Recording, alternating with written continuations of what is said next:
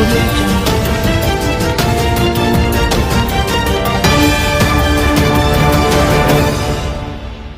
24 घंटों में भारत में कोविड-19 के 1993 कंफर्म केसेस आए हैं, जिससे कि हमारी टोटल कंफर्म केसेस की संख्या अब 35,043 केसेस हो चुकी है। इनमें से 25,007 cases presently active medical supervision में हैं। अगर हम पिछले 24 घंटे में देखें तो 564 पेशेंट्स क्योर हो चुके हैं, जिससे कि हमारी total tally of recovered cases बढ़कर अब 8,888 हो चुकी है। इस तरीके से हम देखते हैं तो हम पाते हैं कि हमारा रिकवरी रेट निरंतर बढ़ते हुए अब 25.37% हो चुका है। जैसे कि आप सभी को पता है कि देश के विभिन्न जिलों को रेड, ऑरेंज और ग्रीन जोन में बांटा गया है। राज्य और जिला प्रशासन द्वारा कंसंट्रेटेड एफर्ट्स करते हुए यह इंश्योर करना है कि जिन भी जिलों में केस आए हैं, यानी कि रेड या ऑरेंज डिस्ट्रिक्ट्स, वहां पर इफेक्टिव और स्ट्रिंजेंट कंटेन मेजर्स के थ्रू चेन ऑफ ट्रांसमिशन को ब्रेक किया जाए। Mapping of cases and contacts, यानी कि जितने भी केसेस आए हैं उनको और उनके कॉन्टैक्ट्स को मैप किया जाए। वह केसेस और उनके कॉन्टैक्ट, उनका ज्योग्राफिकल डिस्पर्शन क्या है, उसको एनालाइज किया जाए।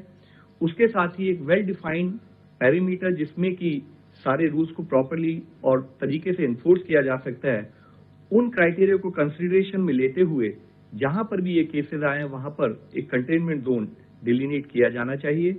अर्बन एरियाज में जैसे कि कोई रेजिडेंशियल कॉलोनी हो सकती है, कोई मोहल्ला हो सकता है, कोई म्युनिसिपल वार्ड या कोई पुलिस स्टेशन एरिया या कोई म्युनिसिपल जोन और पूरा टाउन, डिपेंडिंग ऑन की केसेस का स्प्रेड आउट कैसा है।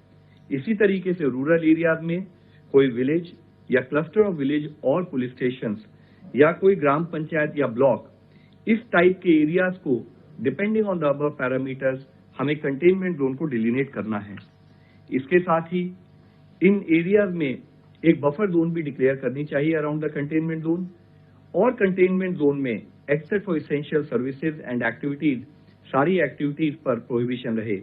वहां हमारा मुख्य एफर्ट हो कि एक तरफ हम जब स्ट्रिंजेंट पैरामीटर कंट्रोल कर रहे हैं, दूसरी तरफ स्पेशल टीम्स बनाकर कंटेनमेंट जोन में हाउस टू हाउस सर्वेलेंस की जाए। ये स्पेशल टीम्स सभी केसेस को एक्टिवली सर्च करें।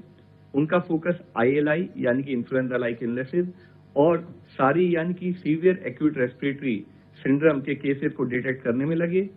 सभी केसेस जो पाए जाएं उन पर टेस्टिंग क्राइटेरिया के तहत सैंपलिंग उनकी की जाए, सारे कॉन्टैक्ट ट्रेस किए जाएं और उसी के साथ ही जितने भी पॉजिटिव केसेस पाए जाएं उनका प्रॉपर प्रोटोकॉल के हिसाब से क्लिनिकल मैनेजमेंट कर फेटालिटी को कम से कम करके उन पेशेंट्स को रिकवर कराया जाए। इसी तरीके से हमारे एफर्ट्स होने चाहिए कि हम एक्सटेंसिव सर्वेलेंस करें ILI और सारी केसेस की बफर जोन में in all the health facilities, ताकि ओवरऑल कोऑर्डिनेट एफर्ट्स के थ्रू हम ब्रेक कर पाए चेन ऑफ ट्रांसमिशन को। आज जब कोविड-19 पेंडेमिक से हम डील कर रहे हैं तो हम लोग लाइफ की नई रियलिटीज को भी फेस कर रहे हैं। एज पीपल से कि we are going to see a new normal, हमें जरूरत है कि हम सावधान रहें, जागरूक रहें और हर तरीके से सतर्क रहें। कंटेनमेंट जोन के बाहर भी सरकार के द्वारा दिए हुए सभी दिशा निर्देशों का पालन करना अति आवश्यक है। हमें कॉन्शियस एफर्ट्स करने हैं कि जब हम लोगों के साथ कॉन्टैक्ट में रहें तो डायरेक्ट और कन्फाइंड कॉन्टैक्ट से फिजिकल डिस्टेंसिंग के नॉर्म्स को पालन करते हुए हम लोगों से मिलें और उसके हिसाब से अपना दिनचर्या प्लान करें। किसी भी एरिया में कंजेशन से बचने के लिए स्टैगर्ड टाइमिंग जैसे कॉन्सेप्ट्स को फॉलो करें। हैंड्स को अपने washing hands with soap, water या सैनिटाइजर का उपयोग, इसके थ्रू हम हैंड हाइजीन को प्रमोट करें। जो भी फ्रीक्वेंटली टच सर्विसेज हो सकती हैं जैसे कि टेबल टॉप्स, चेयर के हैंडल्स, कीबोर्ड्स, माउस पाड एक्सेट्रा, उनको नियमित रूप से डिसइंफेक्ट और साफ करते रहें और सभी लोग मास्क या फेस कवर एज अप्रोप्रिएट उसका इस्तेमाल करें। हमें यह समझना चाहिए कि मास्क पहनने वाला व्यक्ति बीमार व्यक्ति नहीं है।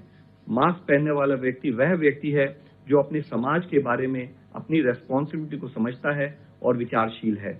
अपनी सुरक्षा के लिए सभी से रिक्वेस्ट करेंगे कि corona tracker application Aarogya Setu download की जाए। इस लड़ाई में पूरा दुनिया जुड़ी हुई है।